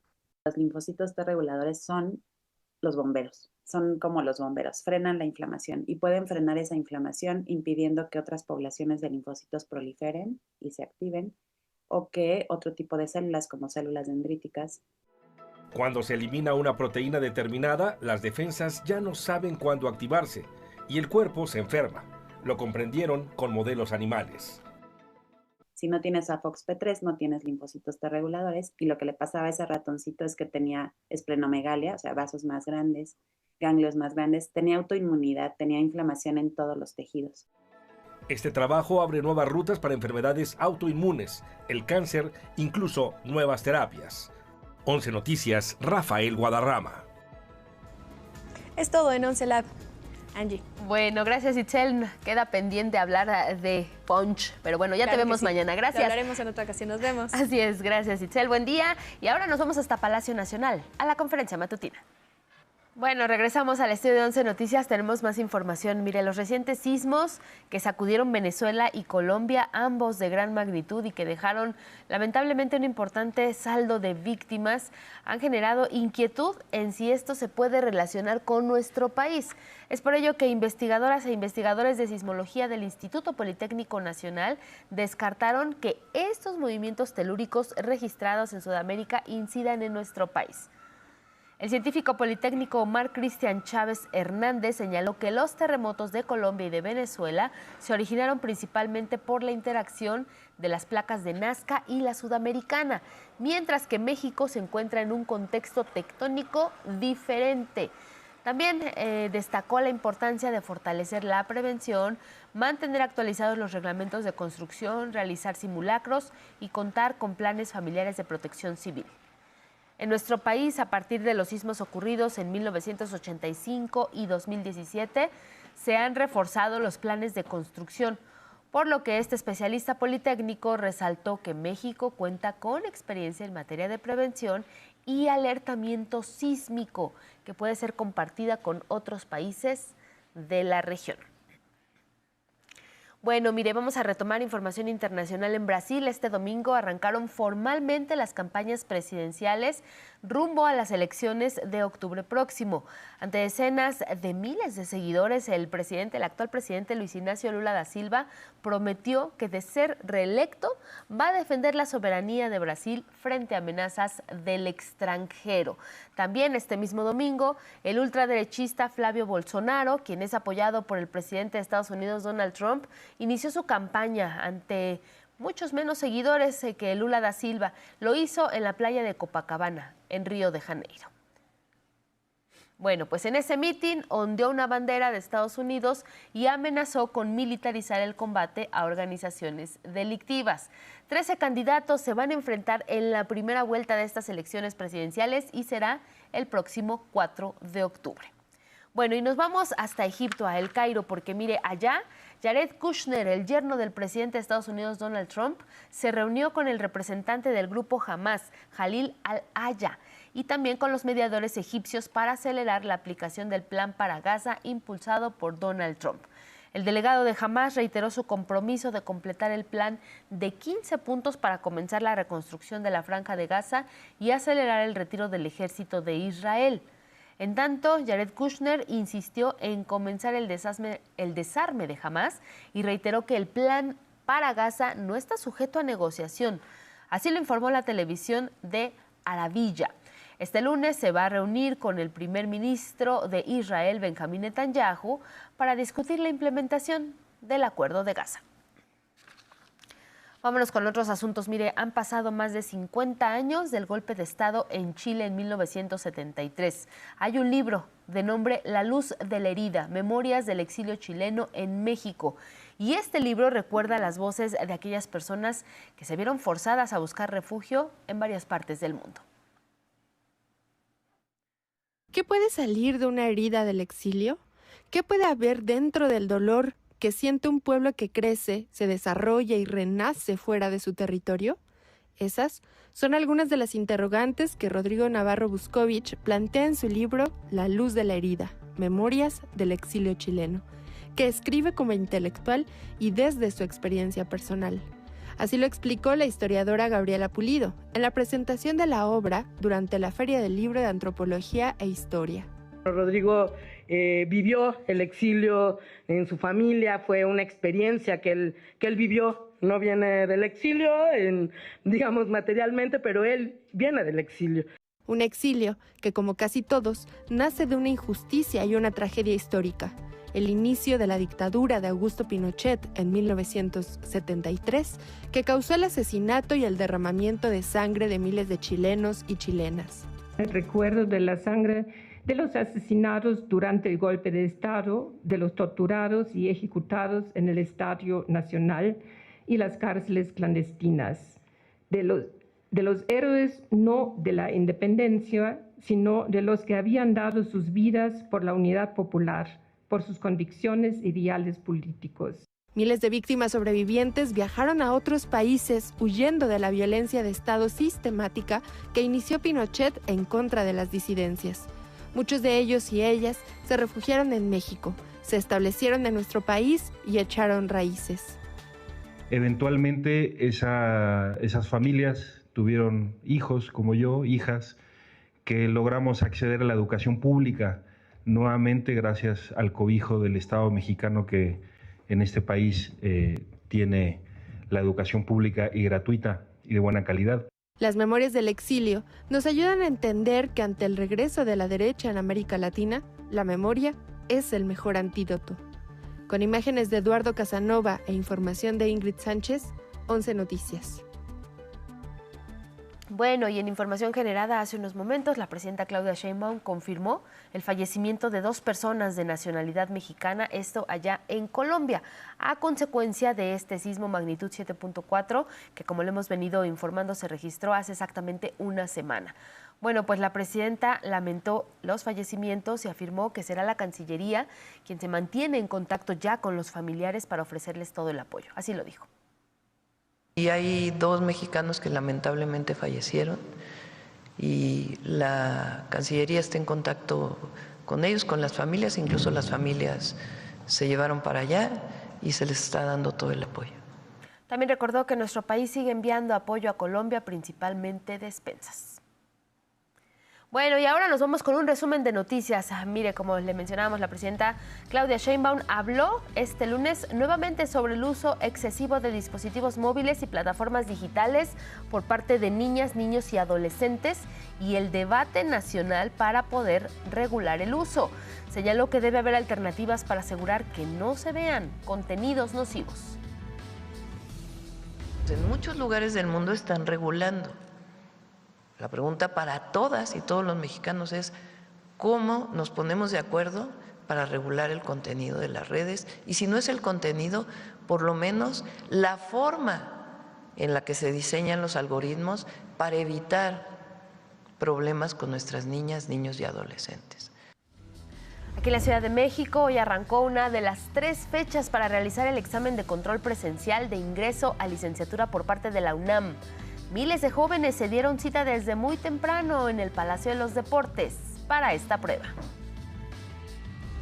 Fin de semana de sismos en el mundo. En Indonesia, al menos 50 personas fallecieron por un terremoto de magnitud 7.7. Al sur de España, un temblor de magnitud 5 sacudió la ciudad de Granada y afortunadamente no hubo víctimas mortales, aunque sí daños materiales.